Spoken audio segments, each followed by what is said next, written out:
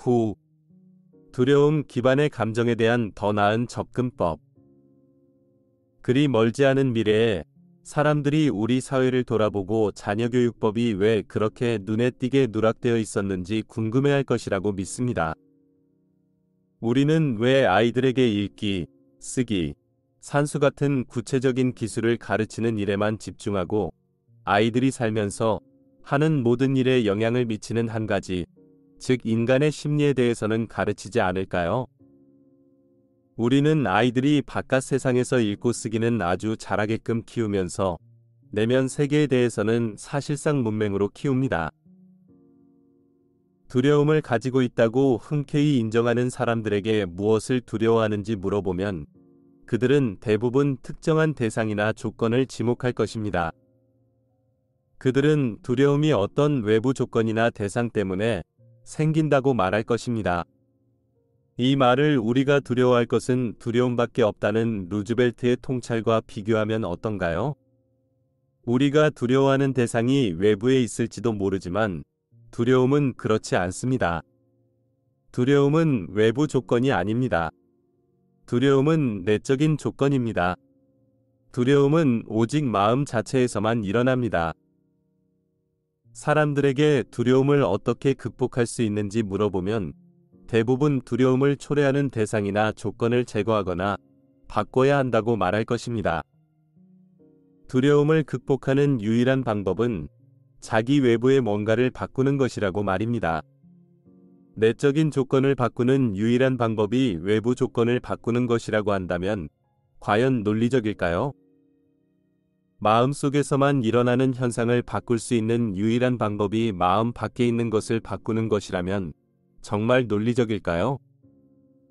만일 내적인 조건을 바꿀 수 있는 유일한 방법이 외부 조건을 바꾸는 것이라면 어떻게 우리의 삶을 통제할 수 있을까요?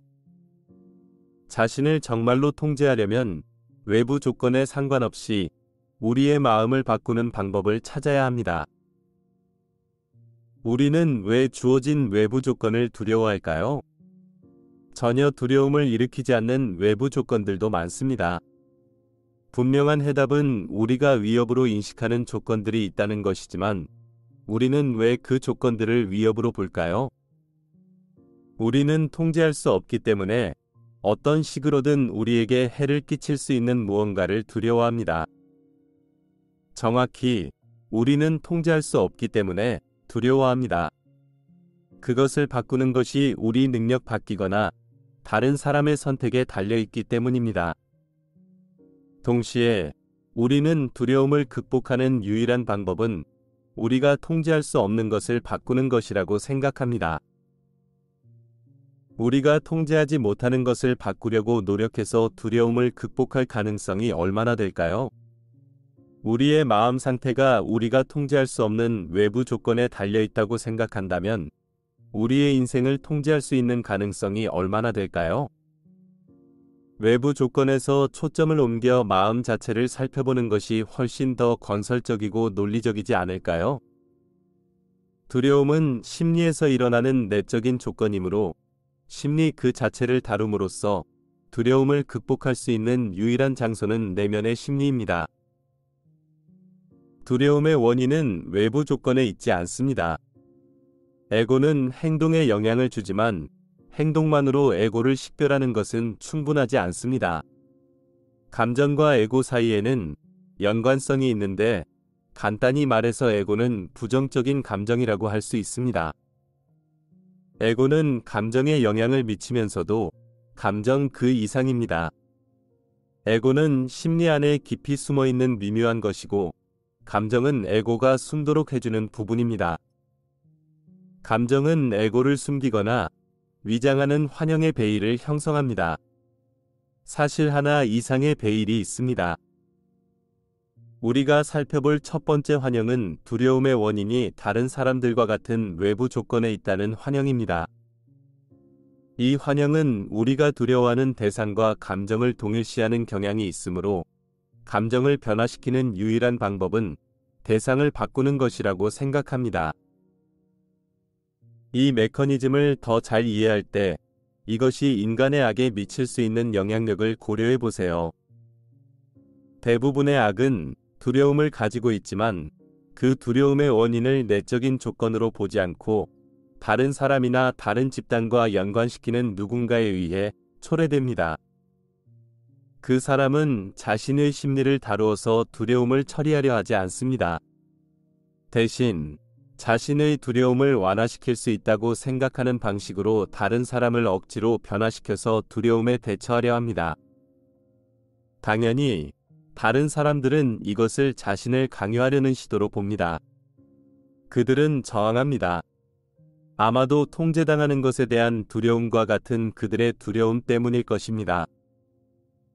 역사에는 이런 일이 어떻게 집단과 집단 사이에 오랫동안 지속되는 분쟁, 심지어 큰 전쟁의 원인이 되었는지 보여주는 사례가 난무합니다. 두 집단 모두 두려움을 가지고 있고 두 집단 모두 그들의 집단적인 마음에 어떤 두려움이 있음을 인정하기를 거부합니다. 그들은 자신을 변화시켜 자기 눈 속의 들보를 살펴보기를 거부합니다. 대신 다른 집단 사람들을 두려움의 원인인 희생양으로 지목하여 그들을 변화시켜서 두려움에 대처하려 합니다. 이것은 그들 사이에 화해할 수 없는 분쟁을 일으키는데 양쪽 모두 자신을 살펴보기를 거부하는 한 분쟁은 계속될 것입니다. 여러분은 히틀러가 대단히 강한 사람이었다고 생각할지 모르지만 실제로 세계 역사상 히틀러만큼 두려움에 많이 지배당했던 사람도 거의 없습니다. 그는 독일 국민의 집단적인 공포에 연루되어 있었습니다. 하지만 그들은 그 공포를 그들의 것으로 인정하지 않고 유대인에게 그 원인을 투사했습니다. 그리고는 희생양을 제거하는 일에 독일의 효율성을 이용했습니다. 충분한 공간, 레벤스라움이 없다는 두려움은 독일로 하여금 영토를 확장하고 심지어 전 세계를 정복하게 만들었습니다. 그런 분쟁의 다른 예들을 얼마나 많이 찾을 수 있을까요? 다른 사람을 바꾸려고 강요하면서 자신의 두려움에 대처하려는 이 역기능적 메커니즘 때문에 얼마나 많은 고통과 잔혹 행위들이 일어났나요? 탈출구는 무엇일까요? 그것은 이 메커니즘과 이 메커니즘이 실제로 우리를 제한하는 법에 대한 이해력을 높이는 것입니다. 2차 세계대전을 살펴보고 유대인들이나 독일에게 공격당한 사람들이 피해자라고 말하기는 쉽습니다. 하지만 가장 큰 피해자는 독일 사람들이었는데 그들은 그들 자신의 두려움에 사로잡혀서 거의 자신을 파괴할 수 있는 부정적인 나선을 만들었기 때문입니다. 만일 독일 국민이 이 메커니즘을 인식하게 되고 히틀러가 두려움을 이용해서 세상을 정복하도록 그들을 조종하게 했던 나선을 피할 수 있었다면 훨씬 낫지 않았을까요? 나는 두려움 기반의 나선에 사로잡혀 있는 사람들은 모두 마찬가지라고 생각합니다.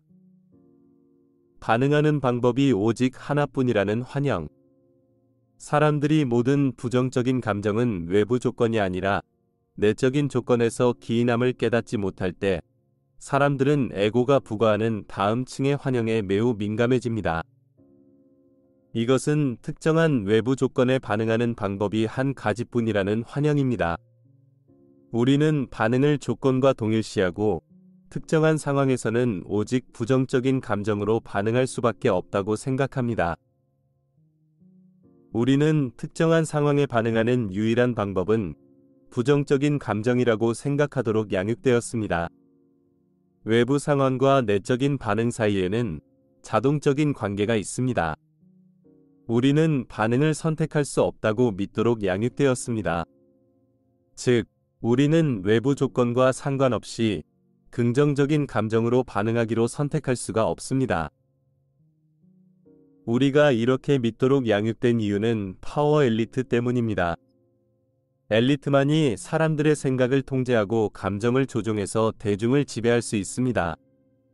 히틀러나 그의 선전부 장관인 괴벨스가 10만 명이 독일 군중 앞에서 연설하는 오래된 다큐멘터리를 보여주는 것은 아주 교육적인 효과가 있습니다.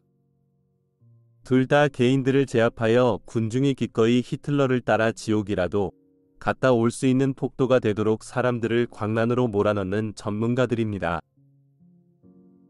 그들은 우선 사람들의 두려움을 취하고 두려움을 명확하게 정해진 희생양에 대항하는 분노로 돌렸습니다. 이제 분노가 정당할 뿐만 아니라 자연스러운 반응인 것처럼 보입니다.